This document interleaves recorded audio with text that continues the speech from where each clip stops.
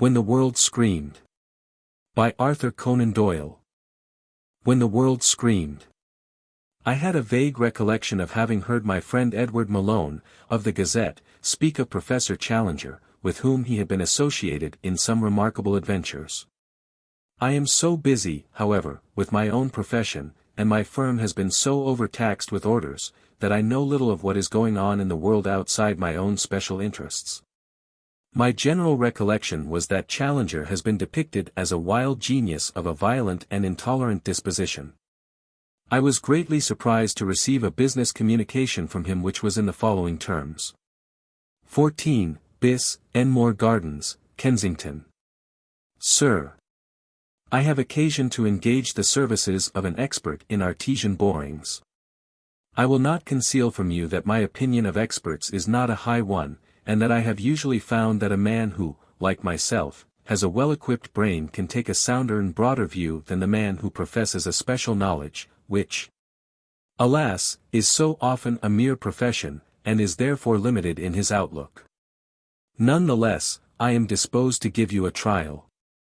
Looking down the list of Artesian authorities, a certain oddity, I had almost written absurdity, in your name attracted my attention, and I found upon inquiry that my young friend, Mr.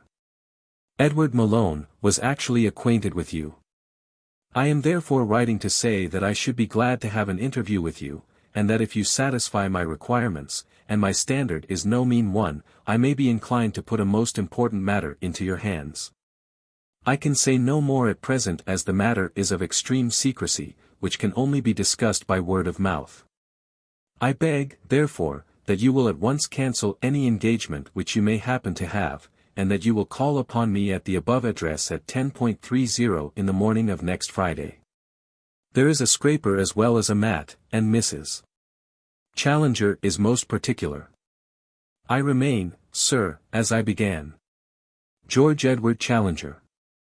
I handed this letter to my chief clerk to answer, and he informed the professor at Mr. Peerless Jones would be glad to keep the appointment as arranged. It was a perfectly civil business note, but it began with the phrase, "Your letter, undated, has been received." This drew a second epistle from the professor. "Sir," he said, and his writing looked like a barbed wire fence, "I observe that you animadvert upon the trifle that my letter was undated. Might I draw your attention to the fact that, as some return for a monstrous taxation, our government is in the habit of affixing a small circular sign or stamp upon the outside on the envelope which notifies the date of posting? Should this sign be missing or illegible, your remedy lies with the proper postal authorities. Meanwhile, I would ask you to confine your observations to matters which concern the business over which I consult you, and to cease to comment upon the form which my own letters may assume.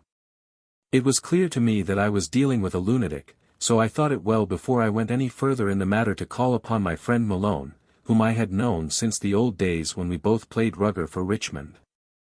I found him the same jolly Irishman as ever, and much amused at my first brush with Challenger. "That's nothing, my boy," said he. "You'll feel as if you had been skinned alive when you have been with him 5 minutes. He beats the world for offensiveness. But why should the world put up with it? They don't. If you collected all the libel actions and all the rows and all the police court assaults. Bless you, he would think nothing of throwing you downstairs if you have a disagreement. He is a primitive caveman in a lounge suit. I can see him with a club in one hand and a jagged bit of flint in the other. Some people are born out of their proper century, but he is born out of his millennium. He belongs to the early Neolithic or thereabouts. And he a professor. There is the wonder of it. It's the greatest brain in Europe, with a driving force behind it that can turn all his dreams into facts. They do all they can to hold him back, for his colleagues hate him like poison, but a lot of trawlers might as well try to hold back the Berengaria. He simply ignores them and steams on his way. Well, said I, one thing is clear. I don't want to have anything to do with him. I'll cancel that appointment. Not a bit of it. You will keep it to the minute, and mind that it is to the minute or you will hear of it. Why should I? Well, I'll tell you. First of all, don't take too seriously what I have said about old Challenger. Everyone who gets close to him learns to love him. There is no real harm in the old bear. Why, I remember how he carried an Indian baby with the smallpox on his back for 100 miles from the back country down to the Madeira River. He is big every way. He won't hurt if you get right with him. I won't give him the chance. You will be a fool if you don't.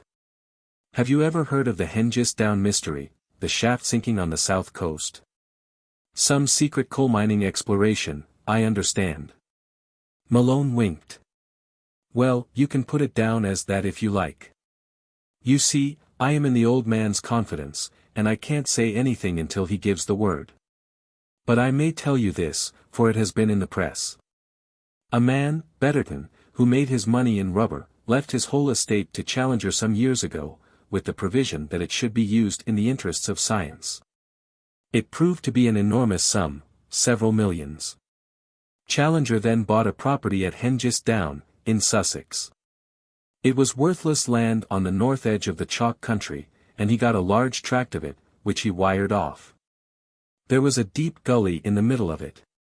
Here he began to make an excavation. He announced, here Malone winked again, that there was petroleum in England and that he meant to prove it. He built a little model village with a colony of well-paid workers who are all sworn to keep their mouths shut. The gully is wired off as well as the estate, and the place is guarded by bloodhounds. Several pressmen have nearly lost their lives, to say nothing of the seats of their trousers, from these creatures.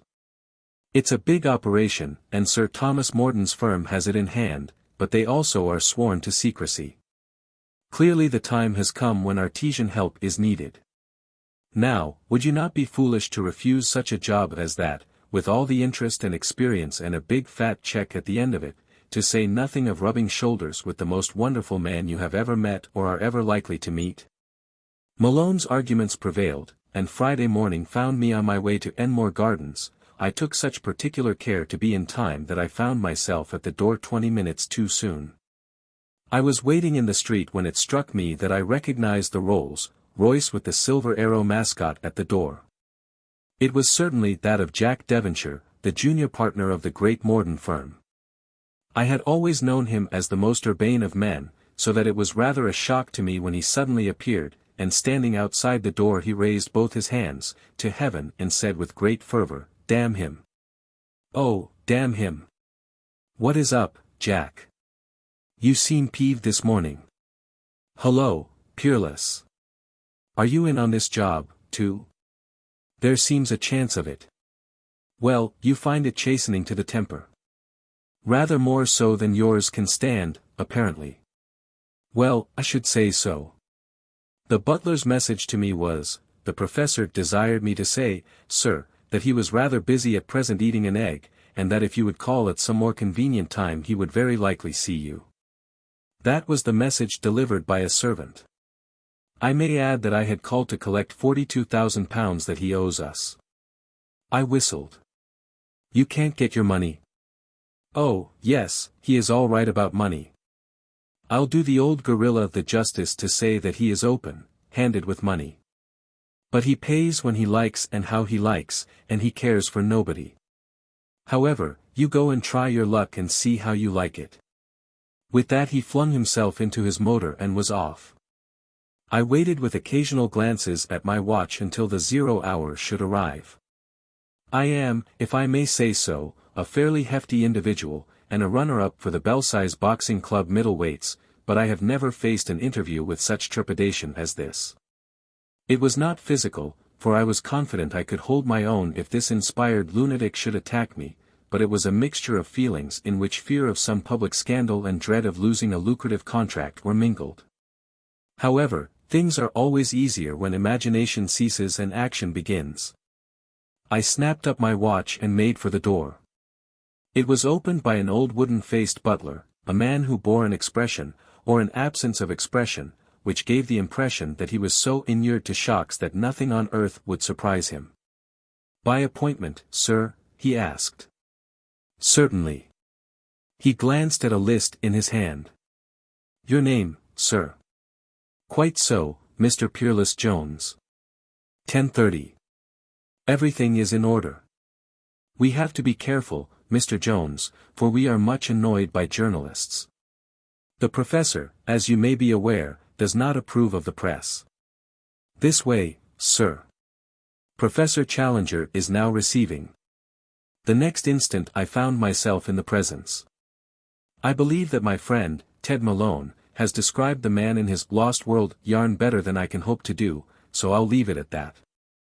All I was aware of was a huge trunk of a man behind a mahogany desk, with a great spade-shaped black beard and two large grey eyes half covered with insolent drooping eyelids.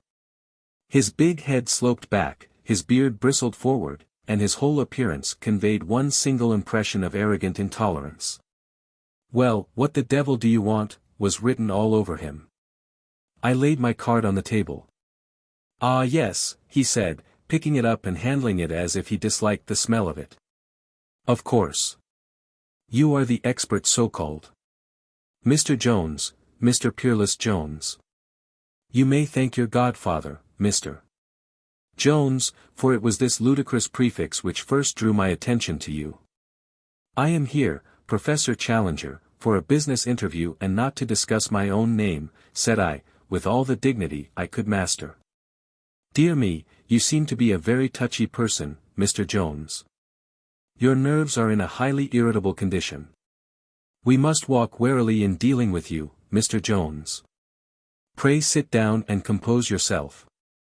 I have been reading your little brochure upon the reclaiming of the Sinai Peninsula. Did you write it yourself?" "Naturally, sir. My name is on it." "Quite so. Quite so. But it does not always follow, does it? However, I am prepared to accept your assertion. The book is not without merit of a sort. Beneath the dullness of the diction one gets glimpses of an occasional idea.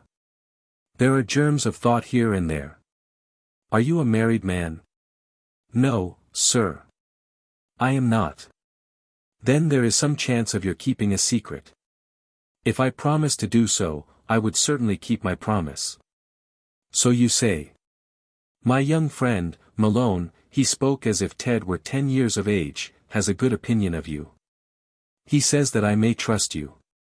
This trust is a very great one, for I am engaged just now in one of the greatest experiments, I may even say the greatest experiment, in the history of the world. I ask for your participation. I shall be honored. It is indeed an honor. I will admit that I should have shared my labors with no one were it not that the gigantic nature of the undertaking calls for the highest technical skill. Now, Mr. Jones, having obtained your promise of inviolable secrecy, I come down to the essential point. It is this, that the world upon which we live is itself a living organism, endowed, as I believe, with a circulation, a respiration, and a nervous system of its own. Clearly the man was a lunatic. Your brain, I observe, he continued, fails to register. But it will gradually absorb the idea. You will recall how a moor or heath resembles the hairy side of a giant animal. A certain analogy runs through all nature. You will then consider the secular rise and fall of land, which indicates the slow respiration of the creature. Finally, you will note the fidgetings and scratchings which appear to our Lilliputian perceptions as earthquakes and convulsions. What about volcanoes? I asked. Tut, tut. They correspond to the heat spots upon our own bodies. My brain whirled as I tried to find some answer to these monstrous contentions. The temperature. I cried. Is it not a fact that it rises rapidly as one descends, and that the center of the earth is liquid heat? He waved my assertion aside. You are probably aware, sir, since council schools are now compulsory, that the earth is flattened at the poles. This means that the pole is nearer to the center than any other point and would therefore be most affected by this heat of which you spoke. It is notorious, of course, that the conditions of the poles are tropical, is it not? The whole idea is utterly new to me. Of course it is.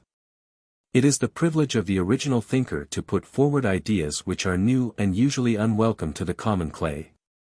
Now, sir, what is this? He held up a small object which he had picked from the table.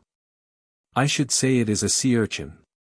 Exactly, he cried, with an air of exaggerated surprise, as when an infant has done something clever. It is a sea urchin, a common echinus. Nature repeats itself in many forms regardless of the size. This echinus is a model, a prototype, of the world.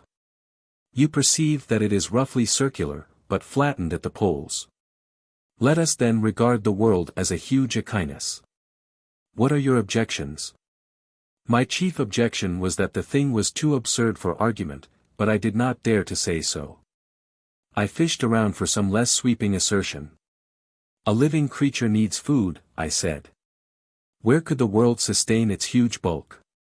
An excellent point, excellent, said the professor, with a huge air of patronage. You have a quick eye for the obvious, though you are slow in realizing the more subtle implications. How does the world get nourishment? Again we turn to our little friend the echinus. The water which surrounds it flows through the tubes of this small creature and provides its nutrition.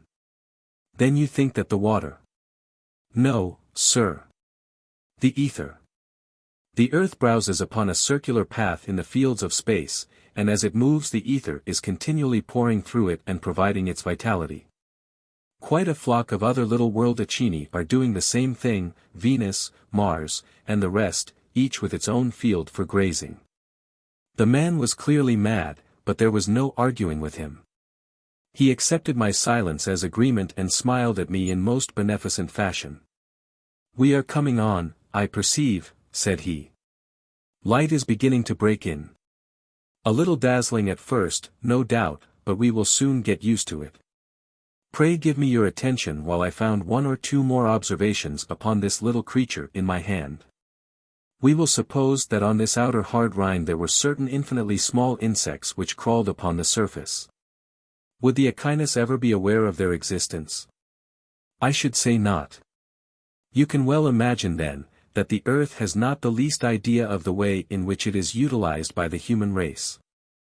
It is quite unaware of this fungus growth of vegetation and evolution of tiny animalcules which has collected upon it during its travels round the sun as barnacles gather upon the ancient vessel. That is the present state of affairs, and that is what I propose to alter. I stared in amazement. You propose to alter it? I propose to let the earth know that there is at least one person, George Edward Challenger, who calls for attention, who, indeed, insists upon attention. It is certainly the first intimation it has ever had of the sort. And how, sir, will you do this? Ah, there we get down to business. You have touched the spot. I will again call your attention to this interesting little creature which I hold in my hand. It is all nerves and sensibility beneath that protective crust. Is it not evident that if a parasitic animalcule desired to call its attention it would sink a hole in its shell and so stimulate its sensory apparatus? Certainly. Or, again, we will take the case of the homely flea or a mosquito which explores the surface of the human body. We may be unaware of its presence. But presently, when it sinks its proboscis through the skin, which is our crust, we are disagreeably reminded that we are not altogether alone. My plans now will no doubt begin to dawn upon you. Light breaks in the darkness. Good heavens! You propose to sink a shaft through the earth's crust? He closed his eyes with ineffable complacency. You see before you, he said, the first who will ever pierce that horny hide. I may even put it in the present tense and say who has pierced it. You have done it. With the very efficient aid of Morden, and think I may say that I have done it. Several years of constant work which has been carried on night and day, and conducted by every known species of drill, borer, crusher, and explosive, has at last brought us to our goal. You don't mean to say you are through the crust? If your expressions denote bewilderment they may pass. If they denote incredulity. No, sir, nothing of the kind. You will accept my statement without question. We are through the crust. It was exactly 14,442 yards thick, or roughly 8 miles. In the course of our sinking it may interest you to know that we have exposed a fortune in the matter of coal beds which would probably in the long run defray the cost of the enterprise. Our chief difficulty has been the springs of water in the lower Chalk and Hastings sands, but these we have overcome. The last stage has now been reached, and the last stage is none other than Mr. Peerless Jones. You, sir, represent the mosquito. Your artesian borer takes the place of the stinging proboscis. The brain has done its work. Exit the thinker.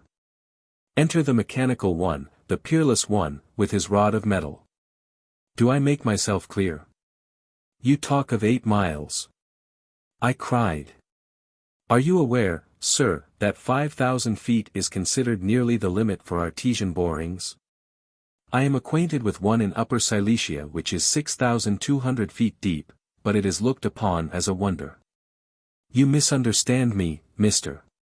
Peerless.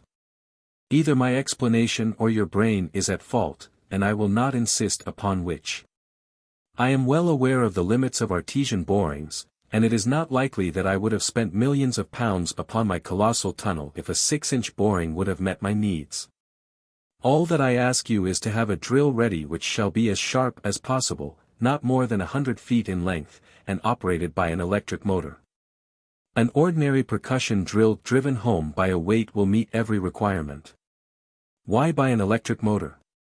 I am here, Mr. Jones, to give orders, not reasons. Before we finish it may happen, it may, I say, happen, that your very life may depend upon this drill being started from a distance by electricity. It can, I presume, be done. Certainly it can be done. Then prepare to do it. The matter is not yet ready for your actual presence, but your preparations may now be made. I have nothing more to say. But it is essential, I expostulated, that you should let me know what soil the drill is to penetrate. Sand, or clay, or chalk would each need different treatment. Let us say jelly, said Challenger. Yes, we will for the present suppose that you have to sink your drill into jelly. And now, Mr. Jones, I have matters of some importance to engage my mind, so I will wish you good morning. You can draw up a formal contract with mention of your charges for my head of works. I bowed and turned, but before I reached the door my curiosity overcame me. He was already writing furiously with a quill pen screeching over the paper, and he looked up angrily at my interruption. Well, sir, what now? I had hoped you were gone. I only wish to ask you, sir, what the object of so extraordinary an experiment can be. Away, sir, away, he cried, angrily. Raise your mind above the base mercantile and utilitarian needs of commerce. Shake off your paltry standards of business. Science seeks knowledge. Let the knowledge lead us where it will, we still must seek it. To know once for all what we are, why we are, where we are, is that not in itself the greatest of all human aspirations? Away, sir, away. His great black head was bowed over his papers once more and blended with his beard. The quill pen screeched more shrilly than ever. So I left him, this extraordinary man, with my head in a whirl at the thought of the strange business in which I now found myself to be his partner. When I got back to my office I found Ted Malone waiting with a broad grin upon his face to know the result of my interview. Well, he cried. None the worse? No case of assault and battery? You must have handled him very tactfully. What do you think of the old boy? The most aggravating, insolent, intolerant, self-opinionated man I have ever met, but... Exactly, cried Malone. We all come to that, but... Of course, he is all you say and a lot more, but one feels that so big a man is not to be measured in our scale, and that we can endure from him what we would not stand from any other living mortal. Is that not so? Well, I don't know him well enough yet to say, but I will admit that if he is not a mere bullying megalomaniac, and if what he says is true, then he certainly is in a class by himself. But is it true? Of course it is true. Challenger always delivers the goods. Now, where are you exactly in the matter? Has he told you about Hengist Down? Yes, in a sketchy sort of way. Well, you may take it from me that the whole thing is colossal in conception and colossal in execution. He hates pressmen, but I am in his confidence, for he knows that I will publish no more than he authorizes. Therefore I have his plans, or some of his plans. He is such a deep old bird that one never is sure if one has really touched bottom. Anyhow, I know enough to assure you that Hengist Down is a practical proposition and nearly completed. My advice to you now is simply to await events, and meanwhile to get your gear all ready. You'll hear soon enough either from him or from me. As it happened, it was from Malone himself that I heard.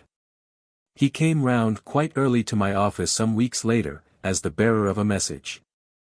"I've come from Challenger," said he. "You are like the pilot fish to the shark. I'm proud to be anything to him. He really is a wonder. He has done it all right. It's your turn now," and then he is ready to ring up the curtain. Well, I can't believe it until I see it, but I have everything ready and loaded on a lorry.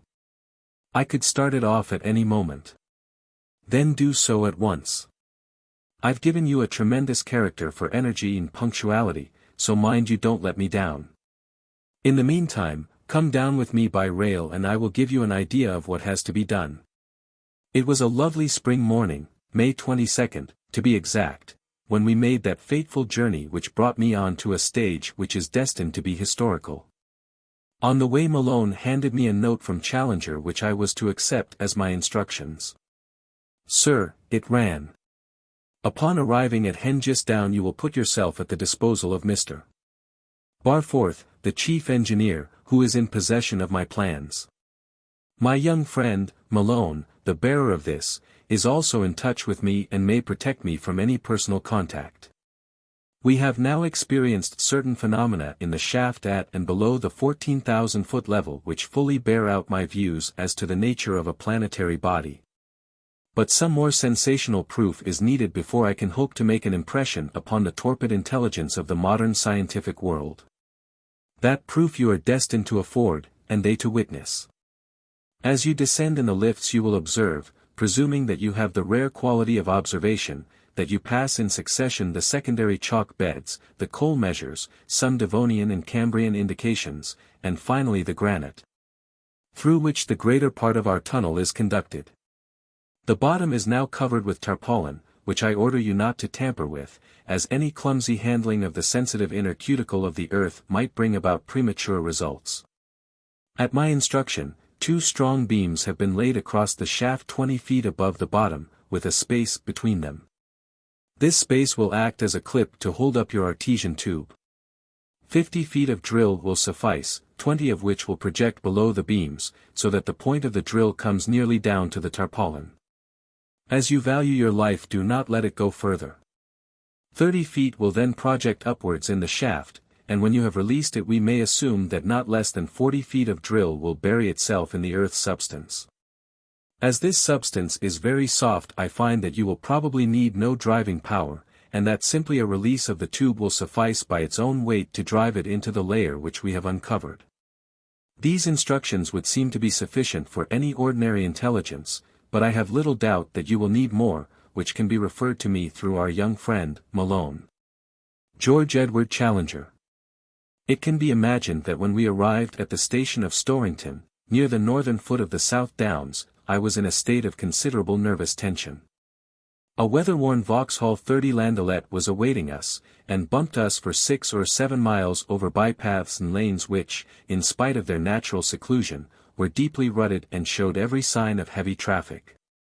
A broken lorry lying in the grass at one point showed that others had found it rough going as well as we.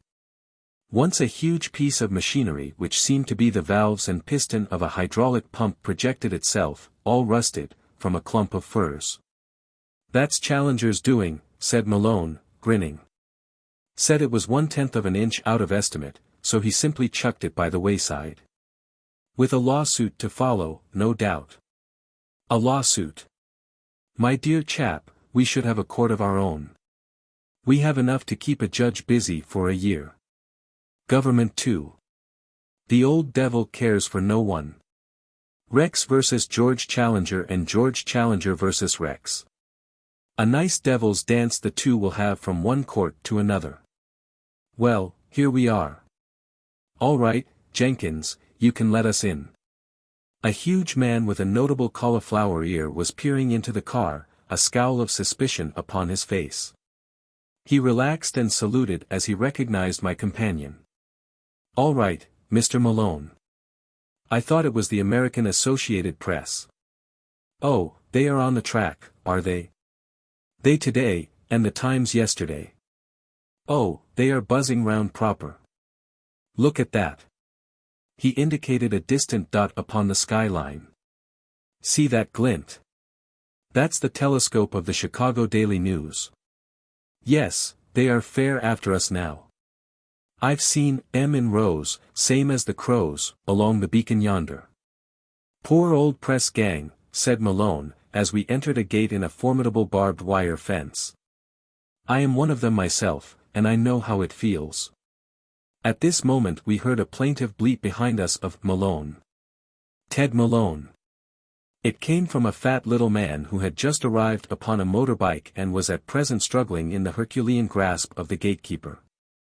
Here, let me go. He sputtered. Keep your hands off. Malone, call off this gorilla of yours. Let him go, Jenkins. He's a friend of mine, cried Malone. Well, old bean, what is it? What are you after in these parts? Fleet Street is your stamping ground, not the wilds of Sussex. You know what I am after perfectly well, said our visitor. I've got the assignment to write a story about Hengist Down and I can't go home without the copy. Sorry, Roy, but you can't get anything here. You'll have to stay on that side of the wire. If you want more you must go and see Professor Challenger and get his leave. I've been, said the journalist, ruefully. I went this morning. Well, what did he say? He said he would put me through the window. Malone laughed. And what did you say? I said, what's wrong with the door, and I skipped through it just to show there was nothing wrong with it. It was no time for argument. I just went. What with that bearded Assyrian bull in London, and this thug down here, who has ruined my clean celluloid, you seem to be keeping queer company, Ted Malone. I can't help you, Roy, I would if I could. They say in Fleet Street that you have never been beaten, but you are up against it this time. Get back to the office, and if you just wait a few days I'll give you the news as soon as the old man allows. No chance of getting in. Not an earthly. Money no object. You should know better than to say that. They tell me it's a short cut to New Zealand.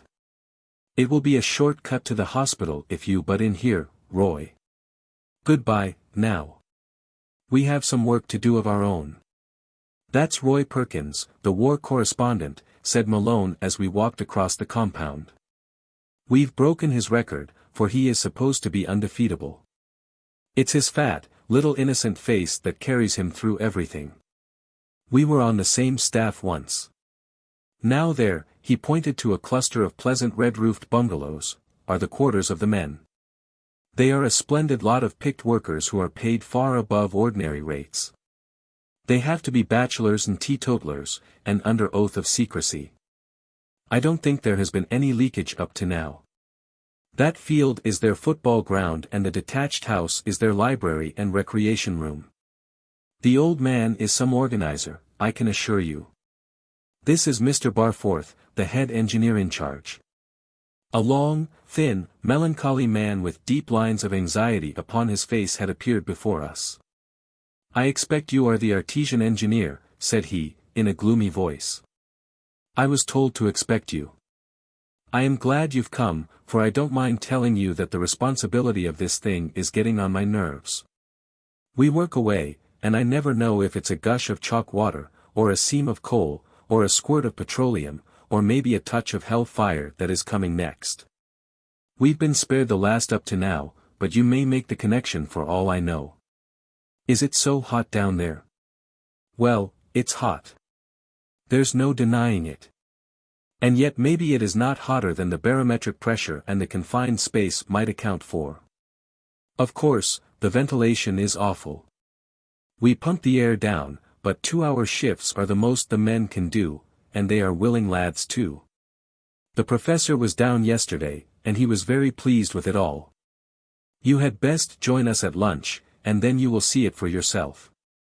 After a hurried and frugal meal we were introduced with loving assiduity upon the part of the manager to the contents of his engine house, and to the miscellaneous scrap heap of disused implements with which the grass was littered. On one side was a huge dismantled aerial hydraulic shovel, with which the first excavations had been rapidly made. Beside it was a great engine which worked a continuous steel rope on which the skips were fastened which drew up the debris by successive stages from the bottom of the shaft. In the powerhouse were several Escher-Weiss turbines of great horsepower running at 140 revolutions a minute and governing hydraulic accumulators which evolved a pressure of 1,400 pounds per square inch. Passing in 3-inch pipes down the shaft and operating 4 rock drills with hollow cutters of the Brandt type. Abutting upon the engine house was the electric house supplying power for a very large lighting installment, and next to that again was an extra turbine of 200 horsepower, which drove a 10-foot fan forcing air down a 12-inch pipe to the bottom of the workings. All these wonders were shown with many technical explanations by their proud operator, who was well on his way to boring me stiff, as I may in turn have done my reader. There came a welcome interruption, however, when I heard the roar of wheels and rejoiced to see my Leland 3-tonner come rolling and heaving over the grass, heaped up with tools and sections of tubing, and bearing my foreman, Peters, and a very grimy assistant in front. The two of them set to work at once to unload my stuff and to carry it in. Leaving them at their work, the manager, with Malone and myself, approached the shaft. It was a wondrous place, on a very much larger scale than I had imagined. The spoil banks, which represented the thousands of tons removed, had been built up into a great horseshoe around it, which now made a considerable hill. In the concavity of this horseshoe, composed of chalk, clay, coal, and granite, there rose up a bristle of iron pillars and wheels from which the pumps and the lifts were operated. They connected with the brick power building which filled up the gap in the horseshoe.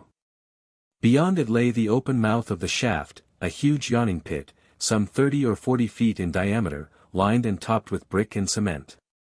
As I craned my neck over the side and gazed down into the dreadful abyss, which I had been assured was 8 miles deep, my brain reeled at the thought of what it represented. The sunlight struck the mouth of it diagonally, and I could only see some hundreds of yards of dirty white chalk, bricked here and there where the surface had seemed unstable. Even as I looked, however, I saw, far, far down in the darkness, a tiny speck of light, the smallest possible but clear and steady against the inky background. "What is that light?" I asked. Malone bent over the parapet beside me. "That's one of the cages coming up," said he. "Rather wonderful, is it not? That is a mile or more from us, and that little gleam is a powerful arc lamp. It travels quickly, and will be here in a few minutes."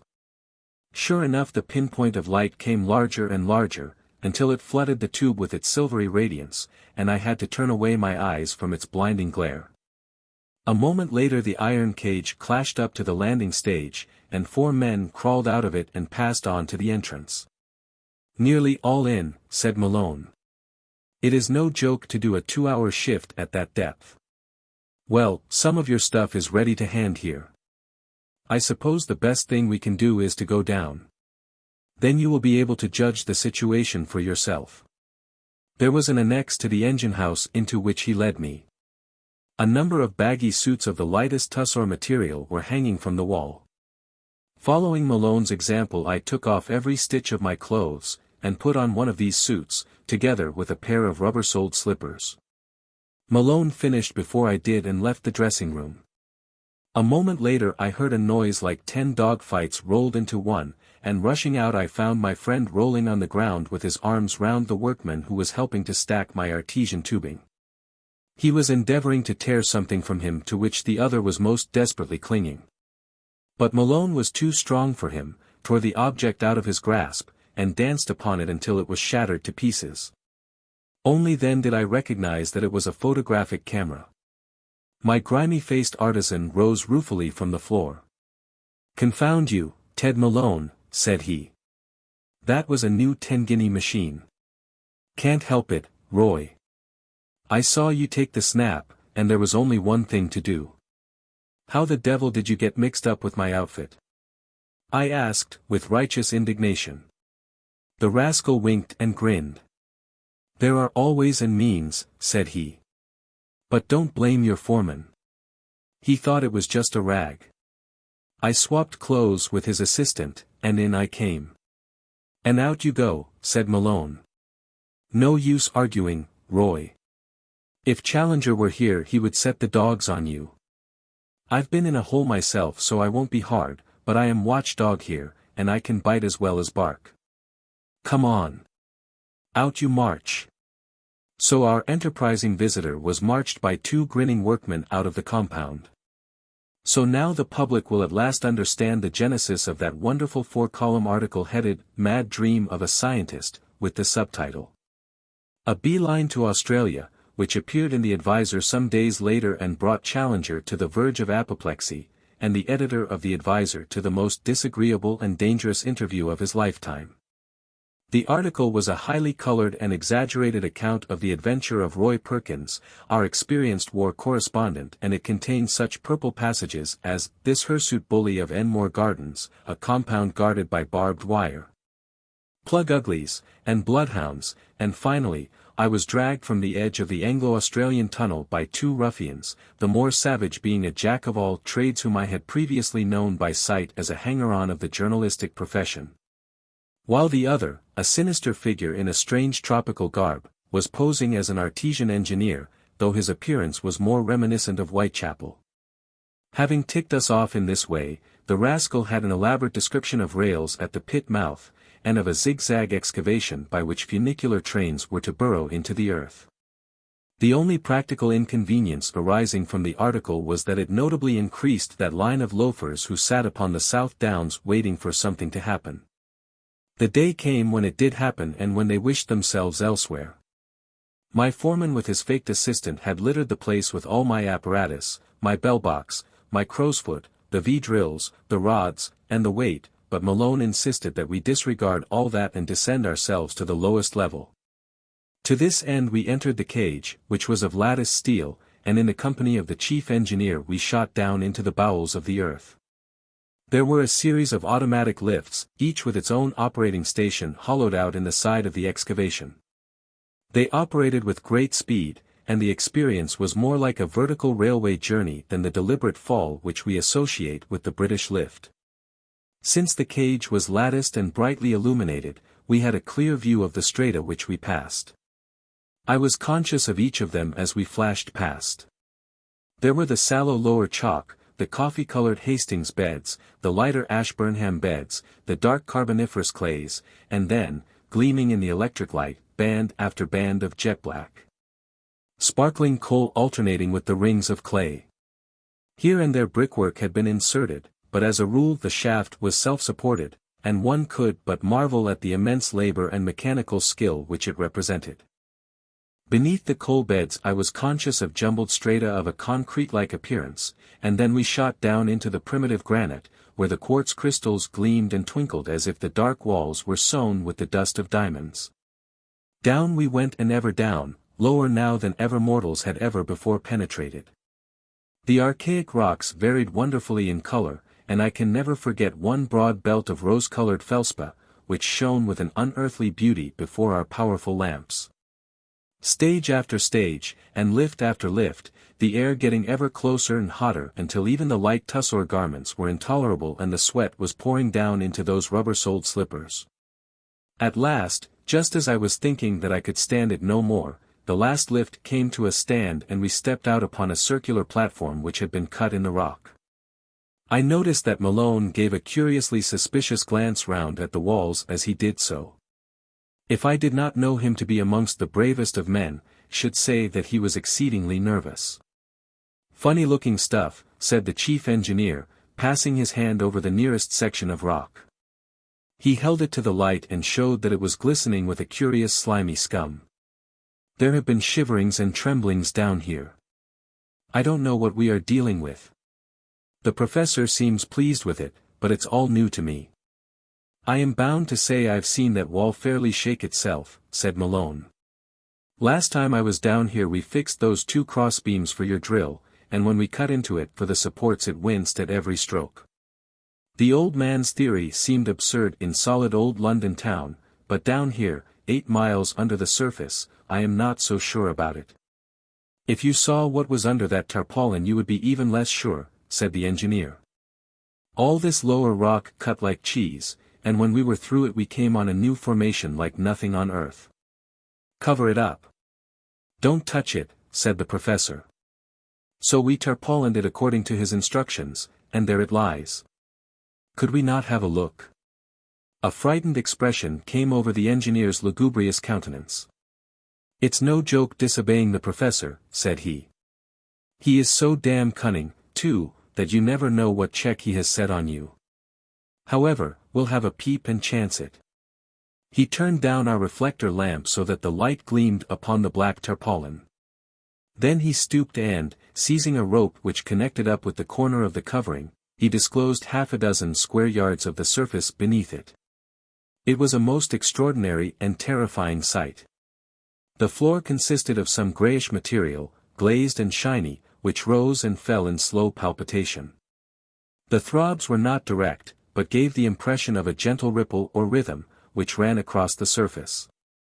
This surface itself was not entirely homogeneous, but beneath it, seen as through ground glass, there were dim whitish patches or vacuoles, which varied constantly in shape and size.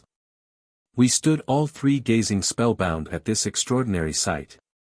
Does look rather like a skinned animal, said Malone, in an odd whisper. The old man may not be so far out with his blessed echinus. Good Lord! I cried.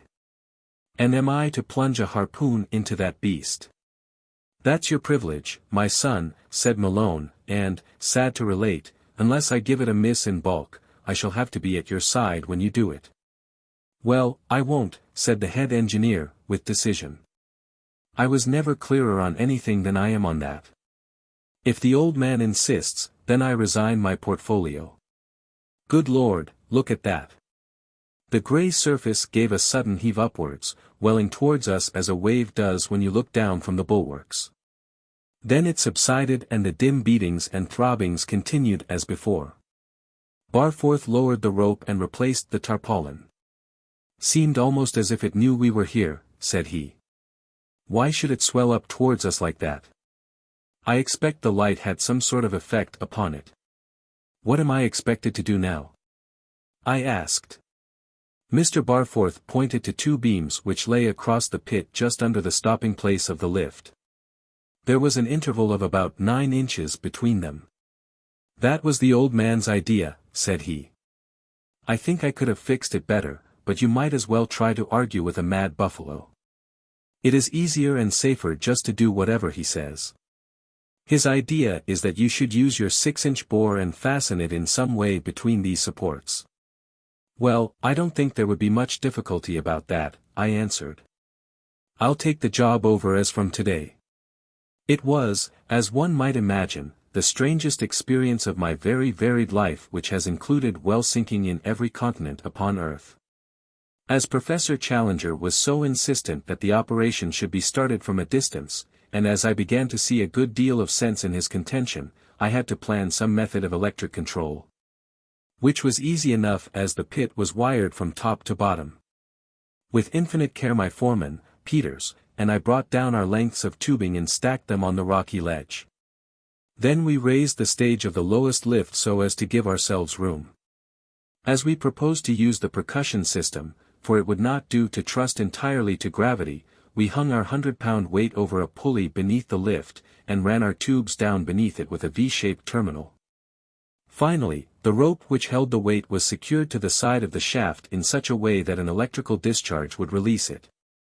It was delicate and difficult work done in a more than tropical heat, and with the ever-present feeling that a slip of a foot or the dropping of a tool upon the tarpaulin beneath us might bring about some inconceivable catastrophe. We were awed, too, by our surroundings. Again and again I have seen a strange quiver and shiver pass down the walls, and have even felt a dull throb against my hands as I touched them. Neither Peters nor I were very sorry when we signaled for the last time that we were ready for the surface, and were able to report to Mr. Barforth that Professor Challenger could make his experiment as soon as he chose. And it was not long that we had to wait. Only 3 days after my date of completion my notice arrived. It was an ordinary invitation card such as one uses for at-homes, and it ran thus. Professor G. E. Challenger. FRS.MD, D.Sc., etc. Late President Zoological Institute and holder of so many honorary degrees and appointments that they overtax the capacity of this card. Requests the attendance of M. Arthur Jones, no lady. At 11:30 a.m. of Tuesday, June 21st, to witness a remarkable triumph of mind over matter. At Hengist Down, Sussex. Special train Victoria 10.5. Passengers pay their own fares. Lunch after the experiment or not, according to circumstances. Station, Storrington. RSVP, and at once with name in block letters, 14, bis, Enmore. Gardens, SW. I found that Malone had just received a similar missive over which he was chuckling. "It is mere swank sending it to us," said he. "We have to be there whatever happens," as the hangman said to the murderer. But I tell you this has set all London buzzing. The old man is where he likes to be, with a pinpoint limelight right on his hairy old head. And so at last the great day came. Personally I thought it well to go down the night before so as to be sure that everything was in order. Our borer was fixed in position, the weight was adjusted, the electric contacts could be easily switched on, and I was satisfied that my own part in this strange experiment would be carried out without a hitch. The electric controls were operated at a point some 500 yards from the mouth of the shaft, to minimize any personal danger.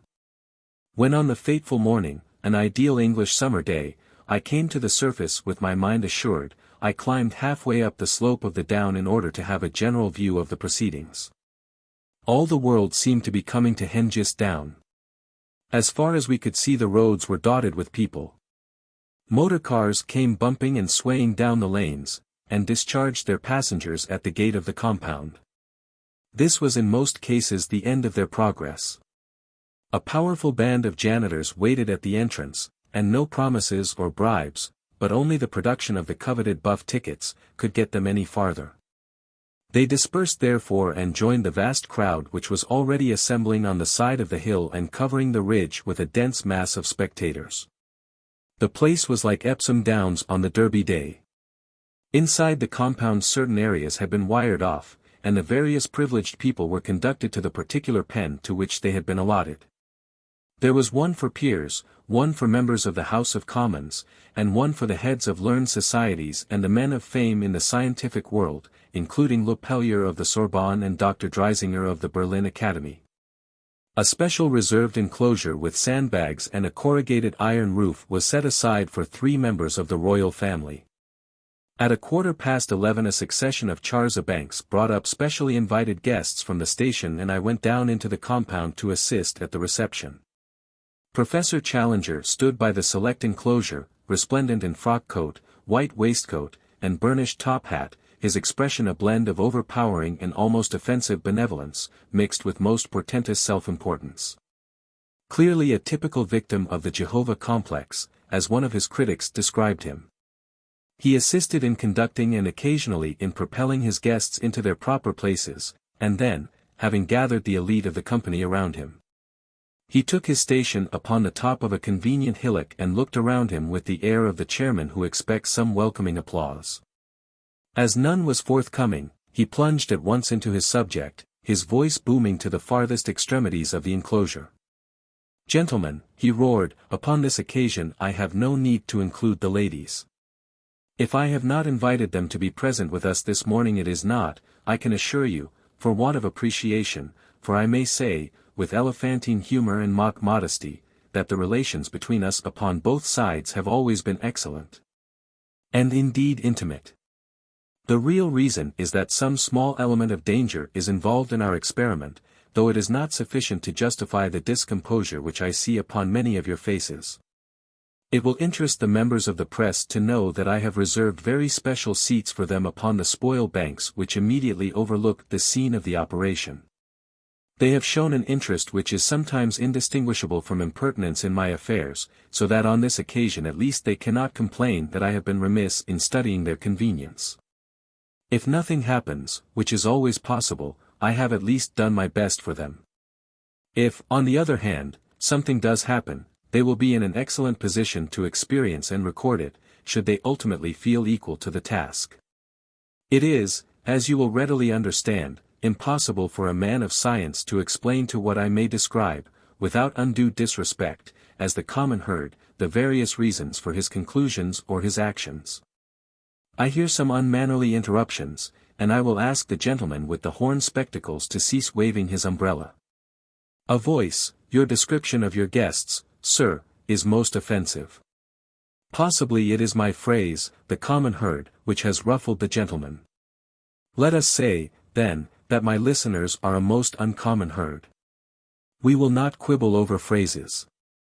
I was about to say, before I was interrupted by this unseemly remark, that the whole matter is very fully and lucidly discussed in my forthcoming volume upon the Earth, which I may describe with all due modesty as one of the epoch-making books of the world's history.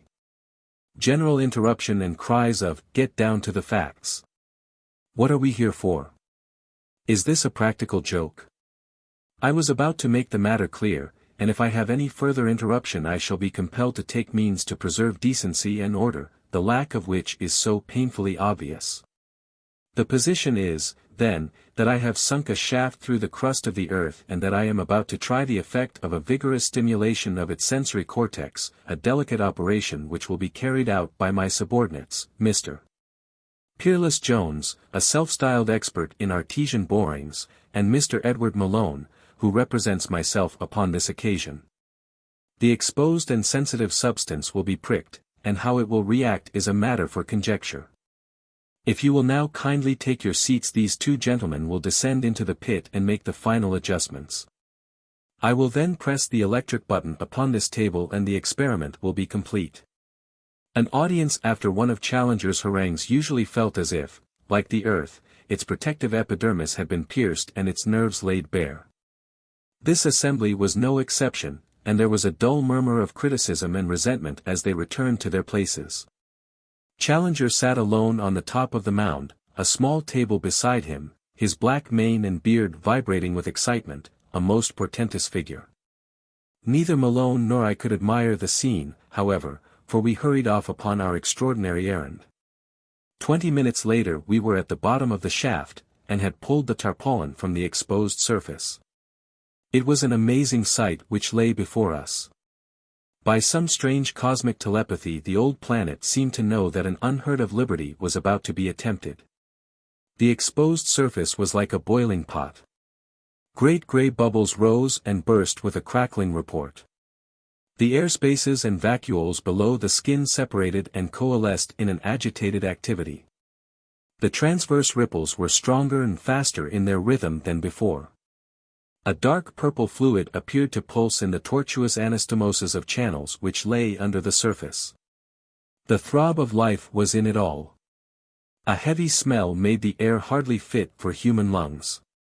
My gaze was fixed upon this strange spectacle when Malone at my elbow gave a sudden gasp of alarm. "My God, Jones," he cried. "Look there." I gave one glance, and the next instant I released the electric connection and I sprang into the lift. "Come on!" I cried. It may be a race for life. What we had seen was indeed alarming. The whole lower shaft, it would seem, had shared in the increased activity which we had observed below, and the walls were throbbing and pulsing in sympathy. This movement had reacted upon the holes in which the beams rested, and it was clear that a very little further retraction, a matter of inches, the beams would fall. If they did so, then the sharp end of my rod would, of course, penetrate the earth quite independently of the electric release.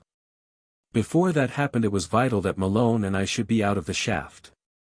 To be 8 miles down in the earth with the chance any instant of some extraordinary convulsion taking place was a terrible prospect.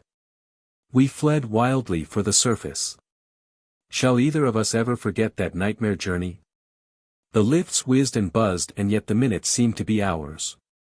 As we reached each stage we sprang out, jumped into the next lift, touched the release and flew onwards. Through the steel-latticed roof we could see far away the little circle of light which marked the mouth of the shaft.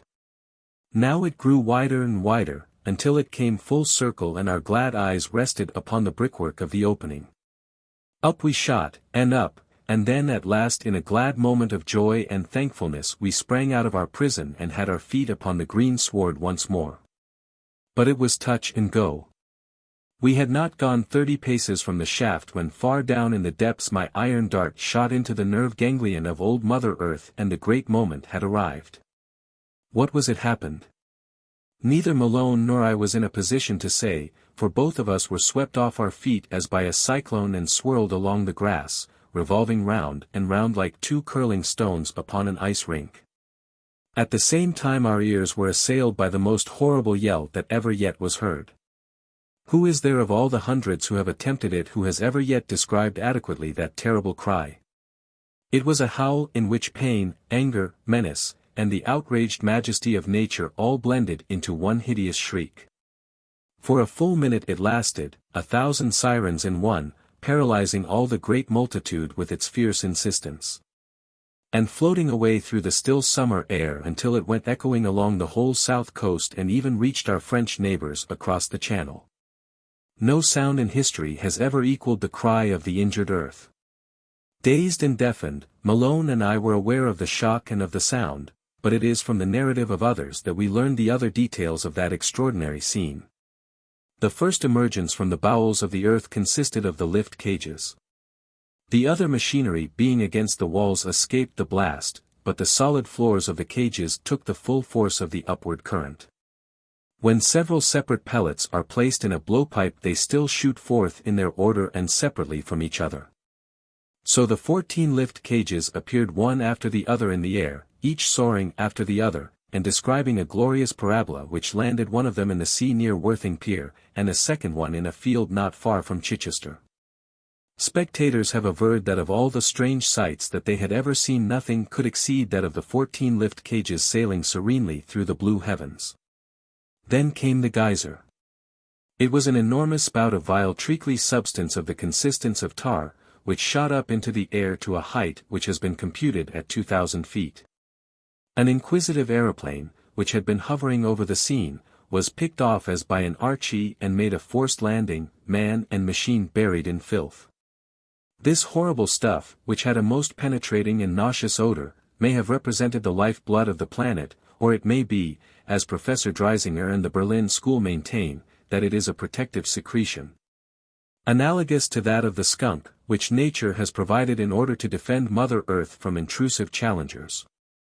If that were so, the prime offender, seated on his throne upon the hillock, escaped untarnished, while the unfortunate press were so soaked and saturated, being in the direct line of fire, that none of them was capable of entering decent society for many weeks.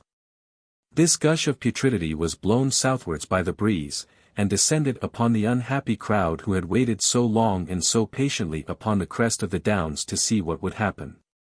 There were no casualties. No home was left desolate, but many were made odoriferous, and still carry within their walls some souvenir of that great occasion. And then came the closing of the pit. As nature slowly closes a wound from below upwards, so does the earth with extreme rapidity mend any rent which is made in its vital substance. There was a prolonged high-pitched crash as the sides of the shaft came together, the sound reverberating from the depths and then rising higher and higher until with a deafening bang the brick circle at the orifice flattened out and clashed together, while a tremor like a small earthquake shook down the spoil banks and piled a pyramid 50 feet high of debris and broken iron over the spot where the hole had been. Professor Challenger's experiment was not only finished, it was buried from human sight forever. If it were not for the obelisk which has now been erected by the Royal Society, it is doubtful if our descendants would ever know the exact site of that remarkable occurrence. And then came the grand finale. For a long period after these successive phenomena there was a hush and a tense stillness as folk reassembled their wits and tried to realize exactly what had occurred and how it had come about. And then suddenly the mighty achievement, the huge sweep of the conception, the genius and wonder of the execution, broke upon their minds.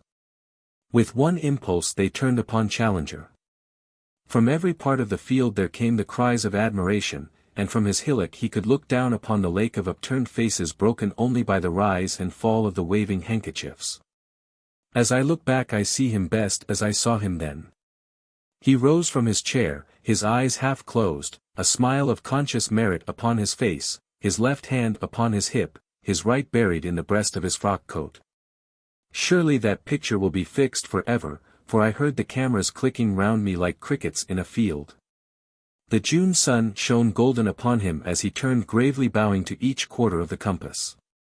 Challenger the super-scientist, Challenger the arch-pioneer, Challenger the first man of all men whom Mother Earth had been compelled to recognize.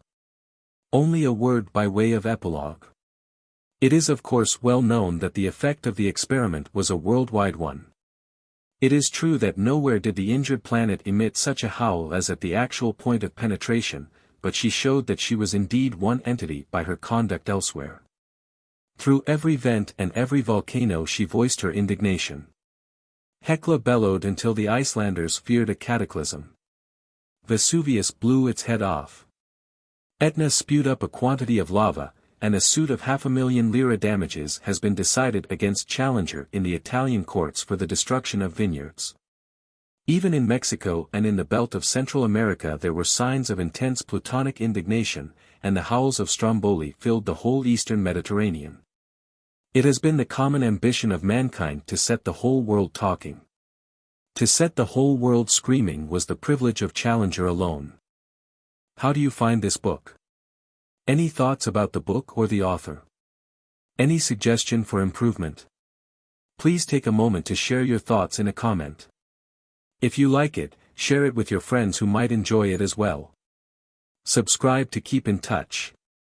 Visit CompleteAudiobooks.com for more quality content.